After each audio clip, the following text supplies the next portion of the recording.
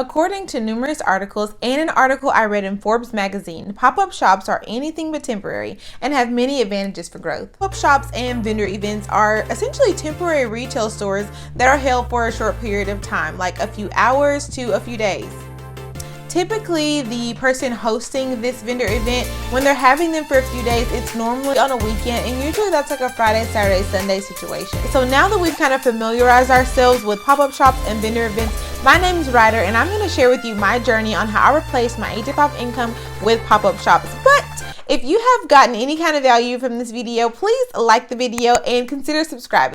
What I found as a person who not only vends at vendor events and pop-up shops, but as an actual consumer, it's just a different experience altogether. People getting out together and going to pop-up shops. There's always a grouping of people when you're going out. Number one, because the pop-up shop event or organizer usually has a variety of different vendors there. Also, sometimes music, definitely food for most of the ones I've gone to. So it's just an overall experience. Organizer hosting the pop-up shop or the event can be thrown in for several different reasons, like fads, trends, flash sales even, and then of course popular shopping holidays such as Christmas, Valentine's Day, and even in the summer like 4th of July, really where people are going to gather and really want to shop. So how I got started wasn't how it looks oftentimes when you search and, like try to find, how to start a website or how to start a business. It gives you all those really rigid and seems like really big steps to do. I didn't start that way at all. So in my journey, the way that I discovered what product I would be selling is I was on the hunt for really nice hair accessories. And I would go to kind of like the big stores to try to find one, and either the material or quality just wasn't like what I wanted, or maybe it was and the price didn't match what I wanted, or I couldn't find patterns or colors, things like that. Or I would find a headband, but simply it would not match like the vibe, like what I was like. The headband or sweatband would look like yoga or working out, and then my apparel looked like dinner or like girls' day out or something like that. So that's how I stumbled upon what I would be doing. Now, at the time, I did not know that I would start making and fulfilling orders for headbands. I merely wanted to do it for myself. That's how I began to make and sell headbands. Okay, so first things first, you will obviously need something to sell. Now, you can source merchandise from manufacturers and wholesalers on large websites like Alibaba, or if you are crafty and handy and have a little bit of time on your hands, or can rearrange the time 24 hours that you already have, you can make something yourself, like jewelry, candles, woodwork, apparel. And I've even seen really cool things like children's books, and people design apps that display virtual pictures for the kids to see. So literally the sky's the limit. When it comes to products, you can literally sell anything that someone wants, or start with what you might want, or what people are wanting around you, what they're, in search of. When you hear people say like, oh, I wish this could be this way, or I wish I had this, or I wish there was someone I could find that did this. Those are all cues on what the needs are, what needs can be met in people. Then take that as a need that needs to be met, and you be there to meet that need. So the second thing that's super important, and that is finding a pop-up shop event. So I believe a great way to just search and do this is simply by going to Google, and not only going to Google,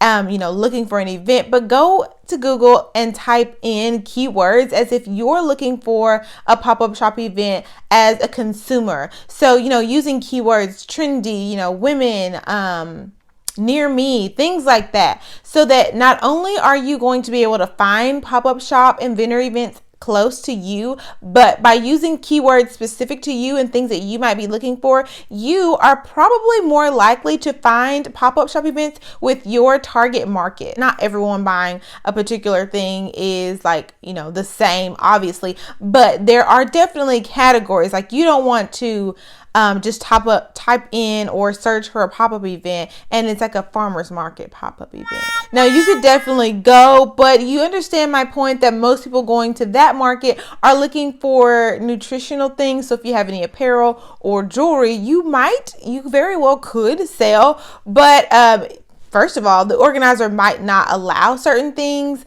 And so you don't want to fill out an application and pay money on the application and to be non-refundable just because it doesn't fit that criteria. So just like, I kind of digressed. I kind of like went down a rabbit hole, but all I'm saying is, it's definitely a good idea to kind of research and then give them a call or email. So in fact, and then making sure that, like you kind of are in the realm of people interested in those products. Like you're not just going to be walking into a random place. Okay. It's great to go to an event and, meet people, get the practice, network. But if you can, you'd like to optimize everything and have the best chance for your business's success. Now, when you go on Google, you'll be surprised that normally you can find the contact information and a ton of things, email. And sometimes people usually have like their application. So once you click on that, you can find the application. Now, you don't have to put all your information in there. I would recommend, if there's a contact number or an email, trying that first, kind of just to kind of, reach out to someone, try to make contact with an organizer. That way you have a little bit more insight and, can also confirm that it's like legit. Okay, so next would be your application. Just literally, I learned each step as I went. So what I did was, once I found out that I wanted to become a vendor for the next event that pop-up shop was having, that I was actually shopping at, I went to the organizer or staff, asked them like, hey, what does it take for me to become a vendor? They handed me an application, and they were, after working with so many vendors, kind of had a good idea on like what I needed to do. So I kind of just went with the ladies' word of mouth there, which was for the most part very helpful, but there was lots of things that I wasn't prepared for. Now I went ahead and paid for my like area that I'll be renting, and I completed like a rough majority of the application. I didn't realize though, although I was reserving my spot, I did not realize that if I didn't have everything completed, that I would just be losing my money. Now, application process is pretty simple. So once you find the event that you would like to go to, all you do is read the application. So it's going to ask you, if you have a business name, phone number, all that good information, email address, and then most of them will want a description of what it is you're actually going to be selling. Now, I'm not sure if some of them don't require you to have a business. I'm not sure. Every single event that I have been at, they have wanted like tax information or like, to know if it was an established entity. And that was actually a requirement of becoming a vendor for that first event. Lastly, my fourth little nugget in my journey to replacing my 8-to-5 income with pop-up shops is, once I went through all of that, figured out what product I was going to sell, finding the event and going through the application process and learning all of that behind the scenes, I figured out what it would take for me to replace my income. And here it is. What I did was I began to stack events. So once I went to that first event, I was so thrilled and pumped and excited to be amongst other vendors, excited to engage with customers, actually genuinely listen to, why they were there, what they were looking for, what their interests were. So after networking with other vendors and kind of finding out some other events that would be in my area, I got really focused. I got a calendar, I got pins, and sorry about the angle change. I had a setup issue, but nonetheless, I got super organized once I realized that I could replace my 8-to-5 income with pop-up shop events. I got calendars, Excel spreadsheets. I, would assess and compare the fees, the space, what was provided at the events. And then once I, established and found lots of events, the ones that were really popular and brought out a crowd, some of those would have a waiting list of even a year. So I just got really motivated. I think this is something that is great if you have an idea you want to kind of test and get out there, or if you have an established business and you want to grow and reach more people, mingle, network, and just learn more. There's absolutely more information that could go into this video. If you want to know more, then definitely leave a comment down in the description box below. I want to leave you with something that I have to always like kind of tell myself in my head, like the little engine that could. You don't have to be perfect to start, but you do have to start to be perfect. And I don't know if that actual quote uses perfect, but for the purposes, like for making it easy, that's what I put in the place. So I'm here as a resource. I hope you will like, comment, and subscribe to this video.